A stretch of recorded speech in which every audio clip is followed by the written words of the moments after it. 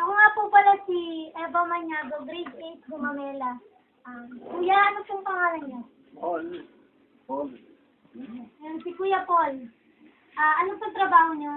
Gumagawa ng basket, ng rattan maker. Ilang taon na po kayo? 3 taon sa paggawa. Ilang taon na po kayo dito sa Santa 11 years na kami dito sa Santa Lucia. 11. Kung ano pong gusto niyong part ng Santa Lucia ang mabago? Kung pwede na magka-isa natin, itong tulay na sila nung bagyong dumating doon sa atin, no? Opo, Yan. yung tulay po na Tulay na sinasabi. sira ng iba. Kasi palabas yan ng highway, daanan talaga natin.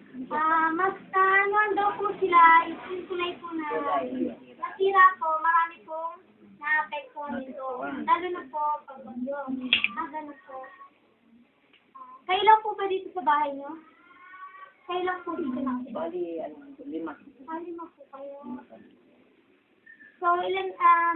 So, matagal na po pala kayo kuya nagtatrabaho dito. Tagal No? na. Sa trabaho niyo po yun, nakakailan naman po kayo sa pagraratan? Weekly, Opo. umaabot din ng 500 lang. 500 lang daw po, 500 lang daw po. Ang nakikita ni Kuya Paul sa pagraratan, sa paggawa ng basket. O yan na, nakapanayam na po natin si Kuya Paul, kaya po maraming salamat po ulit. Salamat po. Salamat din. Salamat po. Balik po.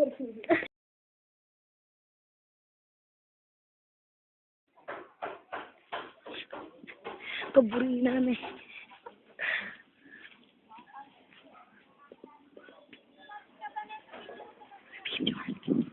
May pating mo.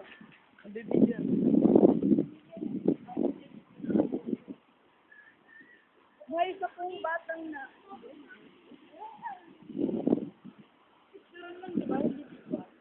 Oo, alam ko, picture.